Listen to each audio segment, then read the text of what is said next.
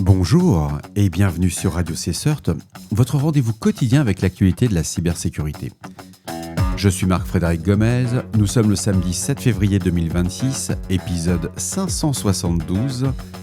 Et au sommaire de cette édition, les Jeux Olympiques d'hiver de Milano-Cortina sous le feu de cyberattaques d'origine russe, sur fond de tensions potentielles au niveau de la supply chain.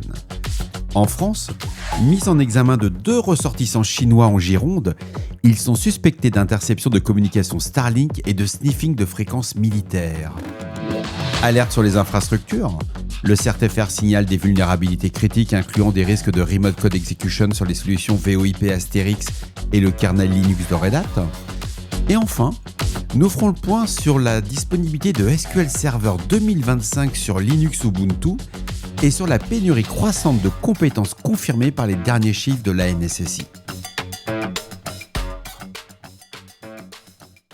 Selon un rapport publié par The Register, les infrastructures des Jeux Olympiques d'hiver de Milano-Cortina font actuellement l'objet de multiples cyberattaques attribuées à la Russie.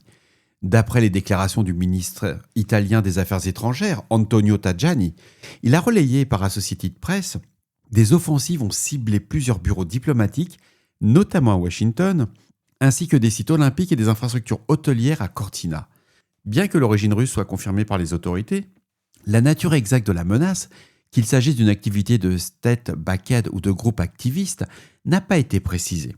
Ce ciblage aligne avec les avertissements récents des agences de cybersécurité britanniques concernant les capacités de nuisance des acteurs pro-russes contre les infrastructures publiques. Parallèlement, une friction au niveau de la supply chain de sécurité pourrait affaiblir la défense de l'événement. Le CEO de Cloudflare a menacé de retirer les services de protection pro bono fournis au jeu suite à une amende infligée par le régulateur italien AGCOM. Une situation qui pourrait exposer davantage les actifs numériques des jeux dans un contexte de menaces élevées. Bon, il n'y a pas grand-chose sur un plan technique pour une équipe de réponse à incident.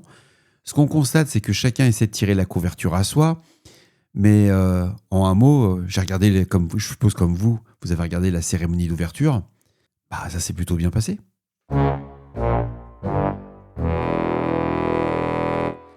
D'après des informations rapportées par ZDNet et Reuters, la section cyber du parquet de Paris a procédé à la mise en examen de 2 ressortissants chinois soupçonnés d'activités d'espionnage en Gironde. Les suspects opéraient depuis une location Airbnb où ils avaient déployé une station d'interception clandestine signalée par la présence d'une antenne parabolique de 2 mètres perturbant les réseaux locaux. L'analyse du matériel saisi a révélé un dispositif conçu pour le sniffing de communications satellitaires, ciblant spécifiquement les flux de données du réseau Starlink ainsi que de certaines fréquences militaires. Les chefs d'accusation incluent l'atteinte aux intérêts fondamentaux de la nation et le vol de données en bande organisée au sein d'un système de traitement automatisé. Cet incident matérialise la menace d'interception physique sur la couche satellitaire. Il rappelle la nécessité impérative pour les entités critiques d'appliquer un chiffrement end-to-end, c'est ce qu'on appelle le E2EE, rigoureux sur ces vecteurs de communication. Cette affaire s'inscrit également dans la continuité des observations de la NSSI concernant le mode opératoire Houken, attribué à des acteurs menaçants liés à la Chine et ciblant les secteurs stratégiques français. C'est intéressant. Bon, c'est un niveau ZDNet, donc il ne faut pas s'attendre à avoir beaucoup d'informations techniques, mais ce qui est très, instructif, c'est le sniffing. Tout le monde croit qu'on peut prendre une antenne Starlink à la maison puis se mettre à faire du sniffing. Que j'ai le droit, si j'ai mon antenne, je fais ce que je veux. Non, on n'a pas le droit. C'est de l'espionnage. En tout cas, bravo à nos agences.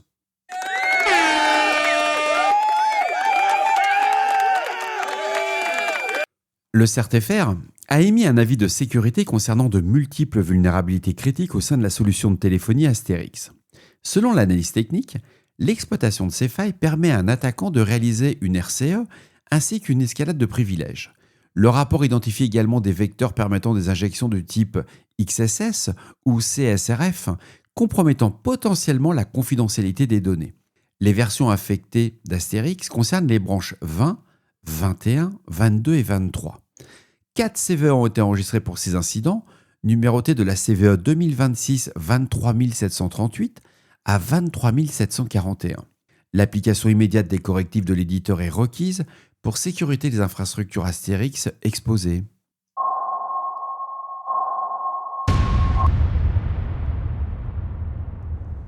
Un second avis du CERT-FR a signalé une vague importante de correctifs touchant le kernel Linux des environnements Red Hat.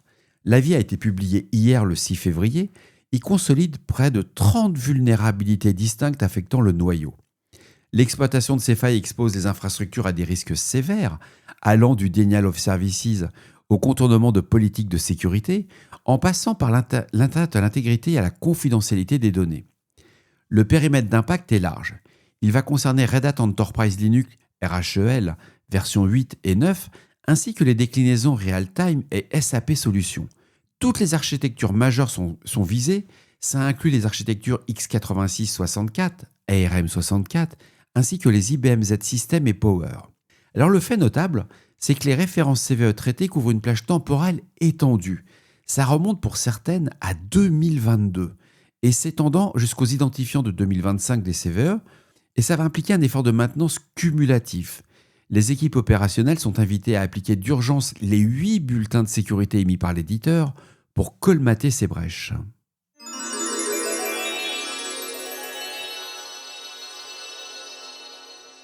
Selon une annonce officielle de Microsoft, SQL Server 2025 a atteint le stade de General Availability, ce qu'on appelle le GA, sur la distribution Ubuntu 24.04 LTS, débutant avec la release CU1. Un point de vigilance immédiat pour les administrateurs système, la bascule depuis les environnements de test nécessite une mise à jour critique des configurations des dépôts. Il est impératif de migrer de la source MS SQL Server Preview vers un canal de production MS SQL Server 2025 pour garantir une stabilité des charges lors de la migration. Alors sur un plan technique, c'est une version qui va enrichir l'observabilité sous Linux. L'éditeur introduit de nouvelles Dynamic Management Views, c'est ce qu'on appelle les DMV, qui vont permettre d'exposer les métriques OS directement au DBA via des vues comme sysdmos Linux CPU Stat ou sysdmos Linux NetStat. Cela va faciliter le troubleshooting ou la recherche de bugs entre les goulots d'étranglement applicatif et les problèmes d'infrastructure. Alors pourquoi j'en parle ? C'est pas le fait d'annoncer que Microsoft fait un nouveau produit sur Linux, ça n'a pas beaucoup d'intérêt pour Radio CSert. C'est surtout le fait que ça devient une nouvelle surface d'attaque. Avoir des serveurs SQL Server sur vos environnements Linux ne va pas vous dispenser de les durcir. Alors il y aura Microsoft a annoncé des améliorations sur les Content Availability Groups, les CAG. Il y a un certain nombre de choses qui sont hyper intéressantes, mais avant tout, comment il faut trouver, ce sont les guides de durcissement et de hardening quand vous avez un SQL Server qui va être branché, entre guillemets, sur un Linux. Alors, il y a pas les fondamentaux seront toujours là, que vous mettiez un Oracle, un MySQL, un MariaDB ou, entre guillemets, un SQL Server. Mais il y a quand même un certain nombre de questions à se poser.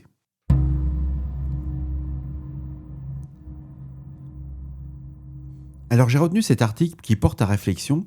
Selon une tribune publiée par Pierre-Henri Dubois, qui s'appuie sur les données de l'ANSSI, l'agence a traité 4384 événements de sécurité majeurs en 2024, marquant une augmentation de 15% du volume d'incidents par rapport à l'année précédente. Cette pression opérationnelle se heurte à une pénurie structurelle de compétences. L'auteur relaie les chiffres de l'ISC2 Cybersecurity Workforce Study de 2024, qui estime le déficit mondial de professionnels qualifiés, et là c'est là que je vais insister, le déficit mondial de professionnels qualifiés à 4,8 millions, un écart qui s'est creusé de 19% en seulement 12 mois. Et face à ce constat, l'analyse plaide pour une refonte des formations intégrant davantage de mise en situation réelle du type Cyberwar Room ou des scénarios de Red Team et de Blue Team afin de garantir l'employabilité immédiate des analystes au sein des SOC et des CERT. Alors c'est quelque chose pourquoi j'ai retenu l'article ? C'est quelque chose que je constate. Aujourd'hui, ça fait maintenant plusieurs années que des écoles forment de façon continue des analystes en cybersécurité, qui fassent aussi bien de la GRC que de la Blue Team, de la Red Team, etc. Mais il n'y a pas d'entreprise pour les embaucher.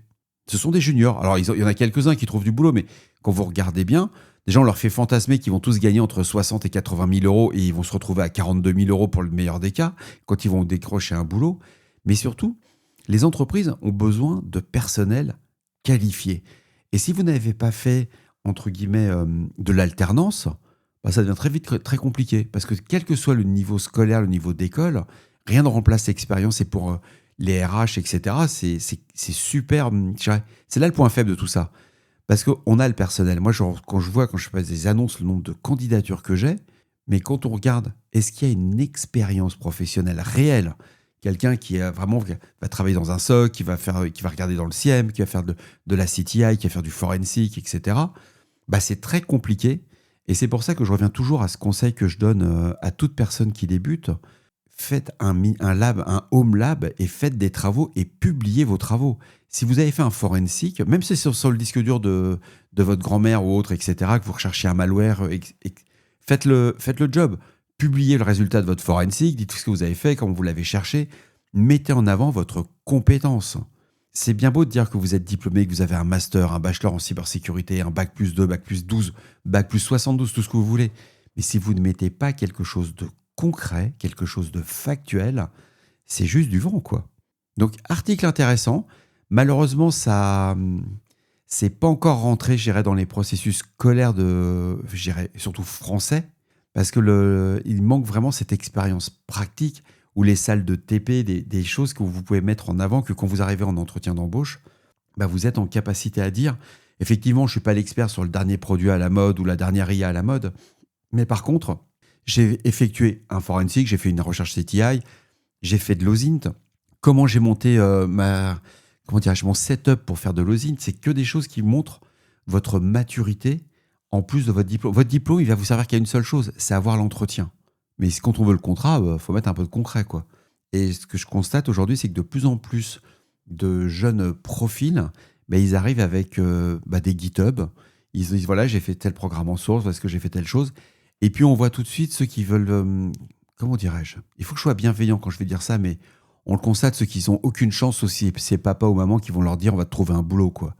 Il y en a, ils viennent, c'est juste des touristes, quoi. Ils ont vu cybersécurité. À la rigueur, eux, dans 3 mois, ils feront de l'IA, quoi. Ils feront un master en IA parce que c'est le bon niveau. Mais concrètement, il n'y a pas un CCIRT, un CERT ou un SOC qui va les embaucher parce que les gars, c'est juste... même pour faire le café, je ne suis pas sûr qu'ils trouveront le bouton, quoi. Bienveillance. Ouais, il faut que je sois bienveillant.